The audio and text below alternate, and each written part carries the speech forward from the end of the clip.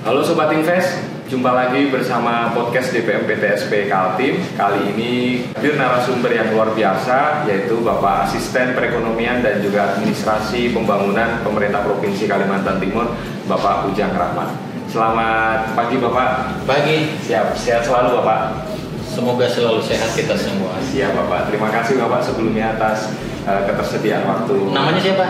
Mohon izin saya Bagus Permana Pak, Mas di PTSP Kaltim Pak. Oke. Ya, Pak.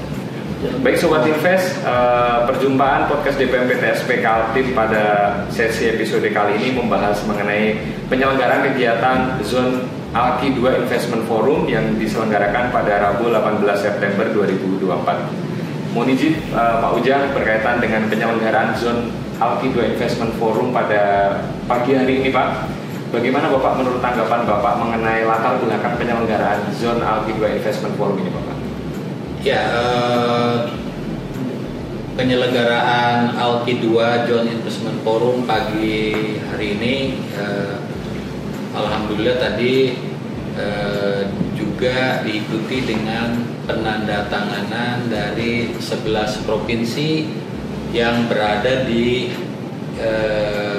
Alki 2 ya, mulai dari Bali di bawah Nusa Tenggara sampai ke Kalimantan Utara ya, termasuk di wilayah Sulawesi. Itu berisi komitmen bagaimana kemudian kita bersama-sama bersinergi, berkolaborasi untuk meningkatkan investasi di provinsi-provinsi, di 11 provinsi yang berada di alur Alki 2 tadi. Jadi acara forum ini sebetulnya untuk menjaga momentum dari 11 provinsi tadi bersama pemerintah pusat untuk terus menjaga iklim investasi, percepatan investasi dan mencari peluang-peluang investasi sesuai dengan potensi wilayah masing-masing ya begitu. Dan investasi-investasi yang diharapkan masuk di 11 provinsi tadi yang berada di Alki 2 itu memiliki keterkaitan atau supply chain yang kemudian itu akan meningkatkan nilai tambah, kemudian efisiensi dari alur atau distribusi dari bahan baku yang saling menopang antara satu industri dengan industri yang lainnya yang berada di Alki 2 tadi. Harapannya dengan kita menjaga komitmen dan menjaga momentum yang dilakukan oleh 11 provinsi itu menjadi trigger untuk percepatan pemerataan ekonomi di wilayah Indonesia, khususnya di wilayah Alki 2 tadi. Forum ini sudah beberapa kali kita lakukan dan ini upaya kita sekali lagi untuk menjaga momentum dari dan forum Alki Zona Alki 2 ini sudah digagas sejak tahun 2022 rasanya gitu kan. Jadi ini harus terus kita lakukan. Baik, Pak, mau izin berkaitan dengan penandatangan MOU Zone Alki 2 Investment Forum Pak berada di 11 provinsi itu. Bagaimana Bapak mau izin upaya konkretnya terhadap kolaborasi 11 provinsi nih Pak terhadap fluktuasi investasi di 11 provinsi itu bagaimana Pak upaya konkretnya? Ya, upaya konkretnya pertama kita yang paling memudahkan dari tahap awal ini kan bagaimana kita mempromosikan potensi-potensi sumber daya alam atau potensi-potensi keunggulan masing-masing daerah ya, potensi keunggulan masing-masing daerah untuk kemudian menarik investasi gitu. Ya, kemudian upaya konkretnya di sini adalah tidak ada industri itu yang berdiri sendiri. Ya kan Pak ya? Betul. Tidak pernah ada industri yang berdiri sendiri. Nah, oleh karena itu upaya yang bisa kita kembangkan adalah kemudian kita mendesain jenis-jenis investasi yang kita bisa lakukan dalam konteks tadi saya katakan meningkatkan efisiensi dan memperpendek rantai pasok antara kebutuhan satu industri dengan industri yang lain. Nah, ini kemudian memerlukan implementasi dari kebijakan dan strategi investasi di masing-masing provinsi tadi yang ada di 11 tadi. Nah, realnya sebetulnya adalah mensinergikan pola-pola investasi ini, promosi investasi, dan kemudian kebijakan-kebijakan investasi di 11 provinsi tadi. Mohon izin Bapak, seberapa seksi Pak kawasan zona Alki 2 dengan kawasan zona Alki 1 dan juga kawasan zona yang lainnya Pak, untuk khususnya di zona 2 ya Pak? Ya, kalau kita melihat dari peta geografis ya, Alki 2 ini kan ada di tengah Indonesia, ya kan Pak ya? Dan Indonesia tengah dan ke timur itu kan Indonesia di masa yang akan datang, ya kan? Dan pertumbuhan ekonomi dan kebijakan nasional untuk mengembangkan ekonomi di wilayah Indonesia tengah dan timur itu menjadi kebijakan-kebijakan terkini apabila kita merujuk kepada dokumen-dokumen perencanaan pembangunan nasional. Dari aspek kondisi, kita tahu Alki 1 sudah sangat padat kan, dan kemudian kita juga harus melihat pusat-pusat pertumbuhan ekonomi dunia, ya kan? Dan itu sekarang jalur tercepatnya yang pertumbuhan ekonominya itu kan di Asia kan? Jepang, Korea, Cina, itu kan paling mudah diakses dari Alki 2 begitu.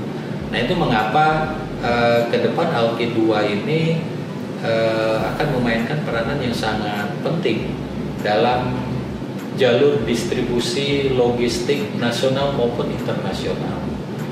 Jadi ini harapan kita memang 11 provinsi yang tadi saya katakan itu mengambil peluang, mengambil manfaat sebesar-besarnya dari potensi-potensi ekonomi global dan perkembangan ekonomi global yang mewajibkan adanya jalur logistik yang efektif dan efisien, cepat, dan tentu pasti mereka akan mencari jalur yang murah kan. Apa yang berkeliling ke wilayah barat dulu, kalau dari tengah bisa langsung ke utara begitu, seperti itu. Jadi seksi sekali, luar biasa. Tinggal memang kemudian kita bagaimana bersama-sama mengembangkan potensi ekonomi di Alki 2 ini. Izin Bapak, berarti bisa dikatakan bahwa Provinsi Kalimantan Timur ini sangat memegang posisi strategis ya Pak, cukup sentral Pak di kolaborasi 11 provinsi ini ya Pak. Baik, untuk menyambung ini Pak, Alki 2 ini Pak, kebetulan juga ada beberapa kawasan ekonomi khusus Pak di Provinsi Kalimantan Timur Pak. Bagaimana Pak terhadap dampak atau impact kawasan ekonomi khusus dengan kolaborasi 11 provinsi ini Bapak? Ya, salah satu KEK yang sudah operasional saat ini di Kalimantan Timur dan itu terletak di Alki 2 ya, di Kutai Timur, adalah KEK MBTK ya. Kita sudah mencanangkan KEK MBTK itu sudah cukup lama dan kita terus dukung dan kembangkan investasinya.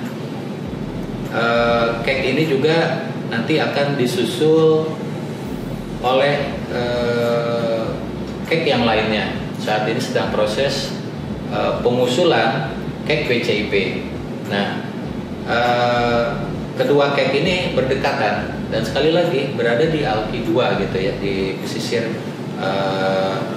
pantai di Kalimantan Timur.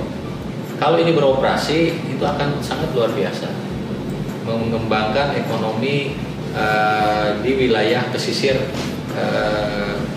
Kalimantan Timur, khususnya di Kutai Timur. Kebetulan dua KEK ini nanti kalau yang satunya telah ditetapkan melalui peraturan keputusan presiden, itu pasti akan membawa ungkitan pengembangan ekonomi lainnya. Nah,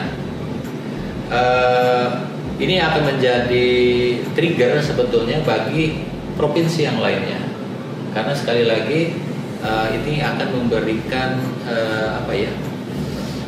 semacam peluang-peluang berusaha ya untuk mengembangkan ekonomi. Misalnya dalam konteks pembangunan KEK itu sendiri, pasti kita perlu bahan baku untuk pembangunan infrastruktur kan. Kita tahu batu palu itu kan selalu kita butuhkan. Nah, ini bagaimana kemudian mensinergikan kebutuhan-kebutuhan untuk pembangunan infrastruktur di KEK tadi. Jadi ini menjadi peluang-peluang lagi. Ya, kita harapkan lah nanti dari provinsi yang lain, di Bali juga kan sudah ada banyak KEK itu kan berkembang seperti itu. Ya, baik, Bapak mau izin tadi BCIP itu kawasan ekonomi yang nantinya akan menyusul apa? Itu iya, kawasan mana Pak? BCIP itu berada kurang dekat dengan KEK MBTK, kalau tidak salah di bagian selatan, ya agak ke selatan dari KEK MBTK. Dia berbasis kimia juga, tapi berbahan baku batu bara. Baik. Nah, menurut desainnya mereka akan di tahap awal ini akan menghasilkan amonia. Nah, amonia ini nanti itu kan produk antara sebetulnya yang nanti akan berkembang menjadi industri-industri petrokimia yang lainnya.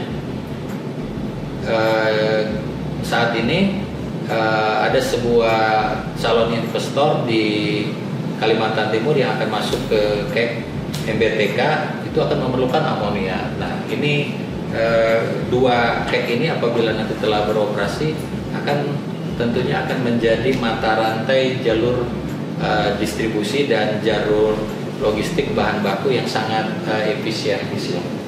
Baik Bapak, berkaitan dengan kawasan ekonomi khusus Malo ini yang Pak Ujang Monijin ini, bagaimana Pak penyediaan infrastruktur yang telah berjalan dan juga komitmen khususnya dari Pemprov Kaltim untuk agar kawasan ekonomi MBTK ini terus eksis berkembang dan maju ini seperti apa Bapak?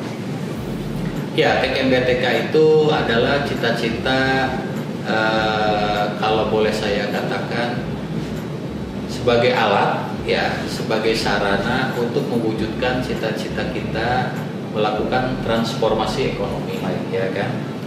Itu harus kita pahami dulu, karena dalam konteks transformasi ekonomi kita memerlukan salah satu strateginya adalah upaya hilirisasi.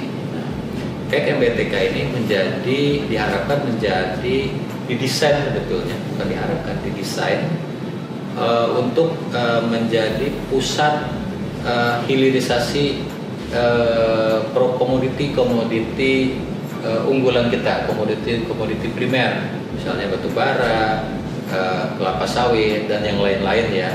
Nah, dengan berkembangnya industri di KEK ini, harapannya itu akan mempercepat semangat dan tujuan kita melakukan hilirisasi.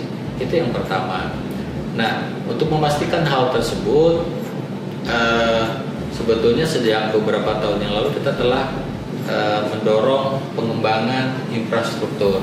Hanya saja ada sedikit kevakuman ya, kita sedang terus belum masuknya investor anchornya ya, anchor investornya tadi yang bisa menarik investasi yang lain.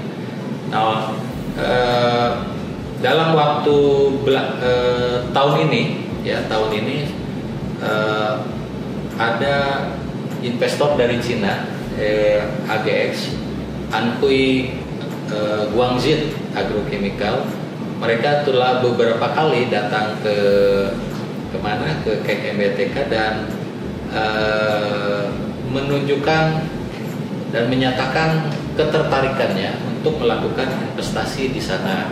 Nah, oleh karena itu kita melihat introspeksi kekurangan apa lagi yang ada di KEK MBTK tadi ya, terutama air yang menjadi catatan. Saat ini, tahun ini kita telah berhasil melakukan revitalisasi spam air minum untuk memenuhi kebutuhan air baku di industri tersebut, dan ini telah beroperasi dengan baik dengan kapasitas 200 liter per detik gitu.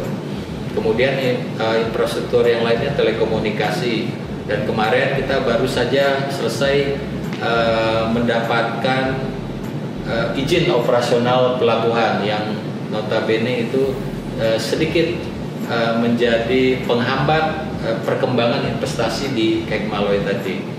Komitmen kita baik dari pemerintah provinsi selaku dewan kawasan ya level provinsi, dan dari administrator di Kutai Timur itu sama-sama mendorong hal ini. Kita terus bersinergi, terus kita berkoordinasi dan berkomunikasi, dan kita menyamakan semangat kita, prinsip mendorong investasi di KEK MBTK ini terus berjalan. Dan moga-moga dalam waktu dekat ini insya Allah ya, kita sedang melakukan proses dan kita mohon dukungan dari semua lapisan masyarakat agar si PT AGX ini bisa mengimplementasikan investasinya. Dan semoga aja segera diimplementasikan itu, Pak. Ya, kita berharap seperti itu. Siap. Mohon izin Bapak, Provinsi Kalimantan Timur ini sangat seksi ya Pak. Terbukti pada saat pandemi COVID-19 tercatat dari DPMP-TSP Provinsi Kalimantan Timur, realisasi investasinya terus meningkat tajam Pak. Mulai dari 2020 sebesar 31 triliun, kemudian meningkat sampai di 2023 terakhir di 71 triliun Pak. Di atas rata-rata terus Pak. Yeah. Ini menunjukkan bahwa iklim investasi Kalimantan Timur sehat dan cukup berkembang Bapak. Sejauh mana Pak kira-kira langkah strategis Bapak berkaitan dengan memetakan potensi Kaltim ke depan ini, peta potensi penawaran strategis itu seperti apa Pak nanti Pak daya tawarnya atau konsep secara globalnya itu Pak? Iya, Mas tadi sudah mengatakan ya angka-angka capaian investasi kita tahun 2023 itu 71,89 triliun ya, dari target 64,5 triliun yang ditetapkan oleh BKPM di Jakarta, dan itu merupakan akumulasi dari PMA dan PMDN. Kita juga bisa melihat sampai triwulan semester 1 tahun 2024 itu investasi kita akumulasi PMA dan PMDN sudah mencapai 33,23% dari target yang telah ditetap triliun, maksudnya dari target 76 triliun yang ditetapkan, berarti sudah mencapai 43,72% di semester 1 ini. Nah, bila kita melihat lebih dalam dari data-data ini, kita bisa melihat ternyata nilai investasi, realisasi investasi gitu Pak ya, yang Mas Bagus, yang terjadi di Kalimantan Timur masih terjadi pada sektor primer, yaitu di pertambangan batu bara dan sektor primer yang lainnya, pertanian khususnya perkebunan ya. Meskipun sudah juga ada pergerakan yang cukup signifikan dari jenis sektor, misalnya industri logam dasar, kemudian barang logam dan peralatannya itu cukup signifikan angkanya. Nah, tapi sekali lagi masih tetap didominasi oleh investasi di pertambangan dan di perkebunan. Nah, ini yang menjadi catatan kita, Pak. Kalau kita ingin melakukan tadi transformasi ekonomi ya dengan basis tadi hilirisasi, seharusnya kita bisa mengarahkan investasi yang masuk ke Kalimantan Timur itu memang didorong kepada investasi-investasi industri hilirisasi, misalnya smelter, kemudian smelter menjadi bahan olahan yang lainnya.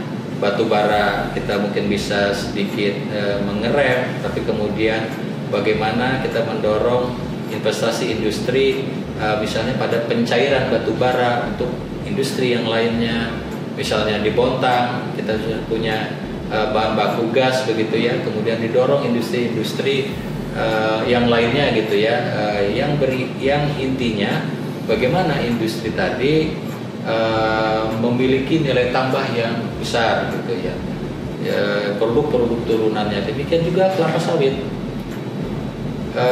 Kita tidak boleh bangga dulu ekspor CPO kita. CPO itu kan bahan mentah sebetulnya gitu. kita harus mendorong industri-industri refinery dari CPO tadi untuk membangun atau untuk menghasilkan biodiesel, minyak goreng dan yang lain-lain. Itulah yang kita inginkan. Gitu. Investasi-investasi seperti itulah yang kita inginkan. Samping investasi-investasi dalam yang berkaitan dengan pembangunan infrastruktur, kesehatan, pendidikan dan yang lain-lain, kita dorong bersama-sama. Oleh karena itu ini peran penting dari DPMPTSP ya, provinsi bersama kabupaten kota untuk menciptakan iklim investasi yang mengarah kepada investasi-investasi yang mendorong peningkatan nilai tambah tadi. Baik, artinya hilirisasi ini menjadi salah satu kunci ya Pak untuk konsep investasi ke depan yang akan digelurakan gitu ya Pak. Betul. Baik, Pak Ujang mau izin Pak berkaitan dengan hilirisasi Pak yang saat ini sedang gencar dilakukan ya Pak, termasuk tadi pengembangan dari hasil olahan CPO refinery-nya dan serta turunannya Pak. Bagaimana Pak terhadap pemberian intensif atau insentif Pak insentif kepada para pelaku usaha khususnya UMKM yang memiliki kiat-kiat untuk hilirisasi seperti itu Pak? Apakah ada program kemitraan barangkali Pak, itu bagaimana Pak menurut pandangan Bapak? Ya, kalau dalam konteks UMKM kita selalu mendorong adanya kemitraan ya, usaha besar dengan usaha kecil. Tapi sekali lagi tidak bermaksud untuk mengecilkan UMKM ya. Tapi dari sisi volume usaha UMKM tetaplah UMKM begitu kan. Kita sangat mendorong ekonomi kerakyatan melalui usaha UMKM. Tetapi dalam konteks industri besar gitu Pak, kita sangat mendorong karena industri besar ini akan menarik industri-industri yang lainnya termasuk UMKM. Oleh karena itu antara UMKM kita tetap dorong dengan strategi yang berbeda gitu ya, dengan strategi pengembangan industri besar. Nah ini harus kita sinergikan. Tapi intinya kalau ada industri besar, insya Allah dia akan menarik industri UMKM yang lainnya begitu. Nah oleh karenanya insentif investasi terus kita kembangkan, dan itu kan memang sudah diatur melalui kebijakan nasional juga. Oleh karena itu kita berharap industri yang masuk itu setidaknya masuk di dalam kawasan industri gitu ya, karena ada pengaturan-pengaturannya. Dan yang lebih menarik sebetulnya dalam konteks insentif ekonomi atau dan insentif fiskal, industri itu kita dorong masuk ke kawasan ekonomi khusus. Nah, di situ akan sangat banyak sekali insentif fiskal, perpajakan dan yang lain-lain. Dan itu akan kayak ini dibangunkan karena tadi untuk mempercepat dan mengembangkan investasi dengan memberikan insentif. Ada banyak pengaturan terkait dengan insentif kalau masuk ke dalam kawasan kita tadi. Misalnya saja sewa lahan itu kan, kita kasih free 4 tahun. Tahun kelima dia baru bayar. 4 tahun itu Pak? 4 tahun free sewa lahan begitu kan. Itu salah satunya itu kan. Kemudian ada potongan pajak barang barang yang digunakan untuk membangun kayak tadi misalnya. Jadi bagi pajak-pajak impor itu ada juga pengurangan. Jadi banyak sekali Pak. Jadi memang kami berharap kayak MBTK gitu ya, dan nanti ada kayak yang lain lagi, mereka masuk ke situ kalau ingin mendapatkan insentif fiskal yang banyak gitu sebenarnya. Biasanya kontrak di lahan itu sampai seberapa lama itu Pak untuk yang diberikan izinnya itu Pak?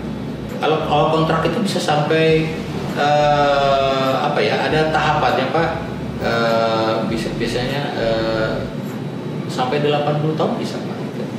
Bisa ke 80 tahun kemudian, tapi ada tahapannya kan Pak. Ada pengaturan terkait sewa menyewa lahan di kawasan ekonomi khusus tadi. Pak, luar biasa sekali Pak penjelasannya ini tadi Pak mengenai potensi dan juga kebijakan yang tentunya akan mendukung iklim investasi yang sehat dan terus berkembang ya Pak di Kalimantan Timur Pak.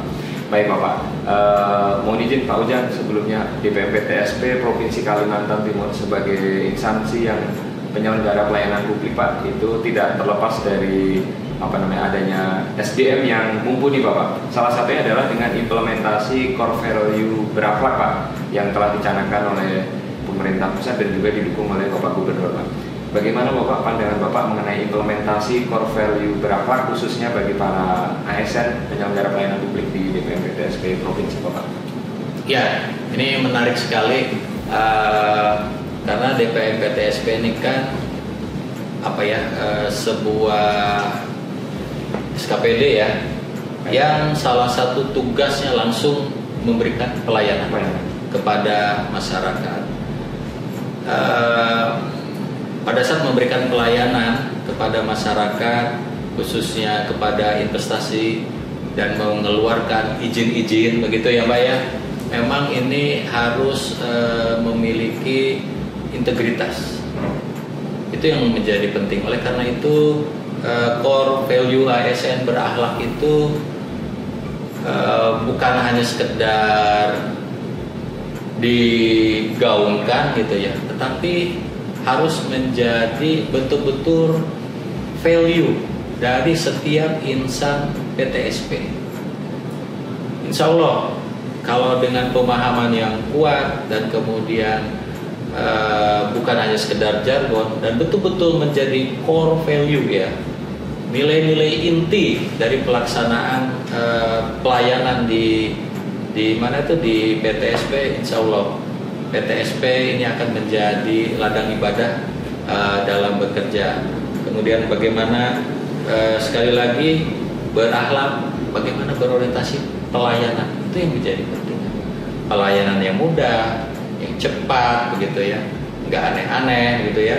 Kemudian semua yang dilakukannya itu akuntabel, bisa dipertanggungjawabkan dari aspek proses, dari aspek prosedur, bisa dipertanggungjawabkan. Demikian juga hasilnya. Dan memang ini hanya bisa dilakukan oleh ASN yang kompeten. Oleh karena itu ASN di PTSP harus terus meningkatkan kompetensinya. Belajar aturan semakin banyak berganti terkait dengan OSS ya kan. Selalu ada beberapa perubahan dan itu harus terus diimprove.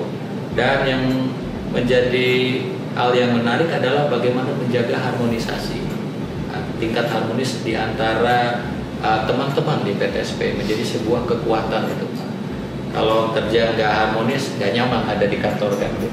Tapi kalau harmonis itu pasti akan penting. Dan yang lebih penting adalah loyal terhadap patuh dan loyal terhadap peraturan, ya kan Pak ya. Itu yang menjadi penting. Karena nggak ada pilihan dari ASN ini selain loyal terhadap peraturan. Selain loyal terhadap peraturan juga ya Pak. Baik. Oh iya, kalau yang mau pimpinan gitu kan, dan loyal karena pimpinan harus menjaga peraturan gitu. Dan kita juga yang penting adalah memahami aturan dan kita harus menjaga peraturan itu. Kita paham sebagai loyal terhadap peraturan yang mengatur kita. Dan yang pastinya kita harus terus adaptif. Bagaimana kemudian merespon hal-hal yang terjadi di lingkungan PTSP, karena itu dinamikanya kan sangat luas, kompetensi aturan, kepentingan masyarakat dan yang lain-lain. Dan pada akhirnya itu dikemas dengan semangat kolaborasi. Nah ini yang menjadi penting Pak, karena kalau tidak ada semangat kolaborasi, nanti Bapak dan Ibu capek kerja sendiri begitu, menganggap bagian yang lain bukan bagian dari kita. Ingat, PTSP itu adalah satu kesatuan. Seperti tangan 5 jari menggenggam, itulah satu, nggak ada genggaman yang nggak kuat. Itulah pentingnya kolaborasi kita harus bangun. Kolaborasi bukan hanya internal, tetapi kemudian bagaimana melakukan kolaborasi dengan SKPD yang lainnya.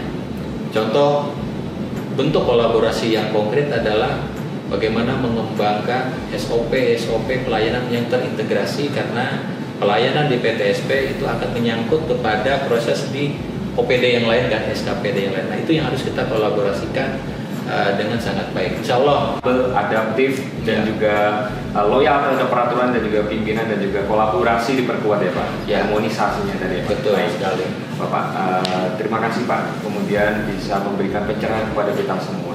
terakhir Pak, mohon izin, apa pesan dan harapan Bapak khususnya kepada para investor dan juga masyarakat di Kalimantan Timur Pak, khususnya berkaitan dengan investasi kepada investor dan juga masyarakat, mohon izin Bapak. Ya, saya berharap bahwa Kalimantan Timur kita tahu memiliki potensi sumber daya alam yang melimpah ya, dan jangan hanya sekedar melirik tambang batu bara, ya kan? Jangan hanya sekedar melirik kebun kelapa sawit, tetapi sebetulnya di Kalimantan Timur itu punya potensi investasi yang lebih besar dari hanya sekedar itu. Kami mengundang seluruh investor untuk bersama-sama melakukan investasi di Kalimantan Timur dengan tetap juga memperhatikan arah pembangunan Kalimantan Timur. Kami akan sangat berbahagia apabila investor yang masuk ke Kalimantan Timur itu memang yang berkomitmen untuk mengembangkan hilirisasi supaya nilai ekonomi dan nilai tambah dirasakan di Kalimantan Timur, yang pada akhirnya kita tahu setiap pembangunan bermuara kepada kesejahteraan masyarakat. Silakan datang ke Kalimantan Timur, kita akan berusaha melayani Bapak dan Ibu dengan sebaik-baiknya. Terima kasih. Baik, terima kasih Bapak Asisten Perekonomian dan Administrasi Pembangunan Pemprov Kaltim, Bapak Ujang Rahmat. Semoga dengan adanya pencerahan tadi dapat memberikan semangat bagi para investor dan juga khususnya masyarakat untuk bersemangat berinovasi dan juga mengembangkan wirausaha. Dan kami dari DPMP TSP Provinsi Kalimantan Timur melalui program podcast DPMP TSP Kaltim dapat memberikan informasi mengenai seputar investasi di Kalimantan Timur. Terima kasih Bapak atas perjumpaannya. Sehat selalu Bapak. Terima kasih. Baiklah Sobat Invest, perjumpaan kali ini podcast DPMP TSP Kaltim bersama Bapak Ujang Rahmat, Asisten Perekonomian dan juga Administrasi Pembangunan Setda Pemprov Kaltim. Sampai jumpa di perjumpaan podcast DPMP TSP Kaltim episode lainnya. Salam investasi.